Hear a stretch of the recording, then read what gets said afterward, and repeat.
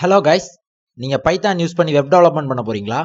அப்போ உங்ககிட்ட இருக்க வேண்டிய 4 அசத்தலான விஷுவல் ஸ்டுடியோ கோட் எக்ஸ்டென்ஷனை பத்தி தான் இந்த வீடியோல நான் சொல்ல போறேன். வீடியோவை கடைசி வரைக்கும் ஸ்கிப் பண்ணாம பாருங்க. நம்ம லிஸ்ட்ல முதலாவதா இருக்க எக்ஸ்டென்ஷன் என்னன்னு பாத்தீங்கன்னா, உங்களோட கோட் எழுதுற நேரத்தை குறைக்கிறதுக்காக யூஸ் ஆகுற ஒரு எக்ஸ்டென்ஷன். இந்த எக்ஸ்டென்ஷன் யூஸ் பண்ணீங்கன்னா நீங்க ஜாங்கோல லைனா கோட் அடிக்க தேவையில்ல. ஜஸ்ட் அதோட ஷார்ட் கன்னை போட்டீங்கனாலே போதும், உங்களுக்கு தேவையான கோட் ஆட்டோமேட்டிக்கா ஜென்ரேட் ஆயிரும். இதோட பேர் என்னன்னு பாத்தீங்கன்னா Djaneiro Django கோட் ஸ்னிப்பெட். நீங்க இதுல ஜஸ்ட் இன்ஸ்டால் பட்டனை கிளிக் பண்றது மூலமா இந்த எக்ஸ்டென்ஷனை உங்களோட விஷுவல் ஸ்டுடியோ கோட்ல ஆட் பண்ணிக்க முடியும். ஒன்ஸ் நீங்க ஆட் பண்ணிட்டீங்கன்னா இந்த எக்ஸ்டென்ஷன் ஆட்டோமேட்டிக்கா அதோட வேலையை செய்ய ஆரம்பிச்சிடும். நீங்க ஜஸ்ட் அதோட ஷார்ட் கன்னை டைப் பண்ணாலே போதும், உங்களுக்கு தேவையான லைனை அது ஜென்ரேட் பண்ணி கொடுத்துரும். அது எப்படின்னு நம்ம இப்போ பார்க்கலாம். சிம்பிளா ஒரு எக்ஸாம்பிள் பண்ணி காட்டுறேன் பாருங்களேன். ஜஸ்ட் இதுல நான் எஃப் பூல்னு டைப் பண்றேன். நீங்க டேப் அடிச்சீங்கன்னா போதும், ஃபார்ம்ஸ் பூலியன் ஃபீல்டுங்கிற லைன் உங்களுக்கு அப்படியே ஜென்ரேட் ஆயிரும். இது வந்து HTML-லையும் ஒர்க் ஆகும். HTML சைடு உங்களுக்கு ஒரு ஃபார் லூப் கிரியேட் பண்ணணும்னா ஃபார்னு டைப் அடிச்சீங்கன்னா போதும், அந்த ஃபார் வந்து உங்களுக்கு கிரியேட் ஆயிரும். அது எப்படி நான் இப்போ செஞ்சு காட்டுறேன் பாருங்க. நான் ஆல்ரெடி இதில் மேலே ஒன்று செஞ்சு வச்சிருக்கேன். இப்போ கீழே ஃபார் அப்படின்னு டைப் பண்ணுறேன். இப்போ ஜஸ்ட் நான் டேப் அடிச்சேன்னா போதும், அதுக்கான கோட் ஆட்டோமேட்டிக்காக ஜென்ரேட் ஆகும். நீங்கள் கோட் டைப் பண்ணும்போது உங்களோட நேரத்தை மிச்சம் பண்ணுறதுக்கு இது ரொம்பவே ஹெல்ப்ஃபுல்லாக இருக்கும். நம்ம லிஸ்ட்டில் அடுத்தாவதாக இருக்க எக்ஸ்டென்ஷன் என்னன்னு பார்த்தீங்கன்னா கோட் ரன்னர். இந்த கோட் ரன்னருங்கிறத ஜஸ்ட் நீங்கள் கிளிக் பண்ணி இன்ஸ்டால் பண்ணீங்கன்னா போதும், உங்கள் சிஸ்டமில் இன்ஸ்டால் ஆயிரும். இது இன்ஸ்டால் பண்ணதுக்கப்புறம் உங்களுக்கு என்ன ஒரு ஆப்ஷன் ப்ரொவைட் பண்ணுன்னா, நீங்கள் டைப் பண்ண கோடை இன்ஸ்டண்ட்டாக ரன் பண்ணுறதுக்கு இது ஹெல்ப் பண்ணும். அதாவது நீங்கள் டெர்மினலில் போய் அதை டைப் பண்ணிட்டு இருக்க தேவையில்ல.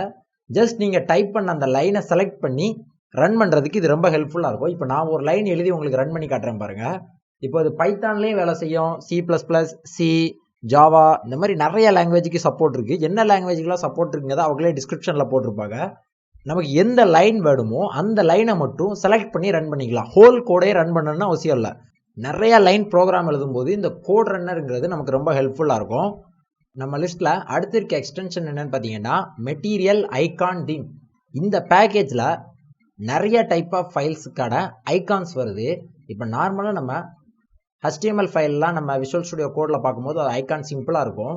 ஆனால் இதை நீங்கள் இன்ஸ்டால் பண்ணிட்டீங்கன்னா HTML ஃபைல்லாம் HTMLோட ஐகான், ஜாவானா ஜாவோட ஐகான், ஜாவா ஸ்கிரிப்ட்னா ஜாவா ஸ்கிரிப்டோட ஐகான், இந்த மாதிரியான ஐகான்ஸ் வந்து உங்களுக்கு வந்துடும்.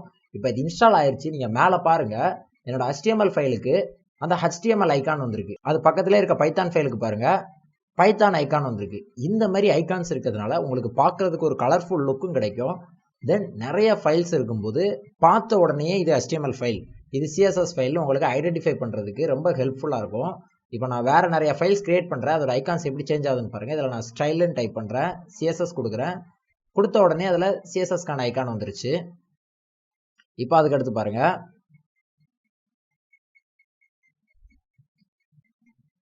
இப்போ நான் இதில் ஒரு JS ஃபைல் கிரியேட் பண்ணுறேன், JSோட ஐகான் வந்துருச்சு.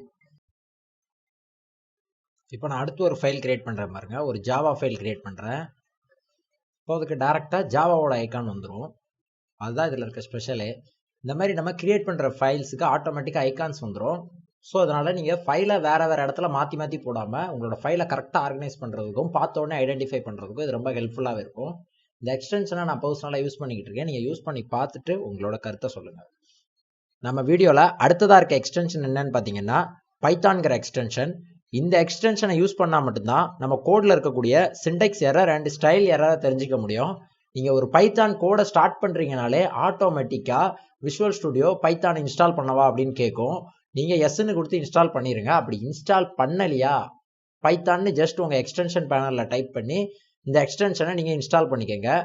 ஒன்ஸ் இதை இன்ஸ்டால் பண்ணிட்டீங்கன்னா போதும், இது ஆட்டோமேட்டிக்காக உங்கள் சிஸ்டமில் ரெடி ஆயிரும். அதை நீங்கள் எப்படி கன்ஃபார்ம் பண்ணுறதுன்னு பார்த்தீங்கன்னா கீழே பைத்தான் அப்படின்னு வரும். உங்களுக்கு உங்களோட சிஸ்டமில் இன்ஸ்டால் ஆகிருக்க பைத்தான் வெர்ஷன் என்னவோ அதை கீழே கொண்டு வந்து காட்டும். கீழே லெஃப்ட் கார்னரில் பாருங்கள், நான் அதில் ஹைலைட் பண்ணுறேன், நான் இருக்கு பாருங்கள், அதை மாதிரி உங்களுக்கு வந்து காட்டும். அப்படி காட்டிடுச்சுன்னா உங்களுக்கு இந்த எக்ஸ்டென்ஷன் ரெடி, நீங்கள் பைத்தானில் கோட் பண்ணுறதுக்கு தயாராகிட்டீங்கன்னு அர்த்தம். இன்றைக்கி பார்த்த இந்த வீடியோ உங்களுக்கு ரொம்ப யூஸ்ஃபுல்லாக இருந்திருக்கும் நம்புகிறேன். இதே மாதிரி அடுத்து ஒரு இன்ட்ரெஸ்டிங்கான வீடியோவில் சந்திக்கிற வரைக்கும் பாய் ஃப்ரெண்ட்ஸ்.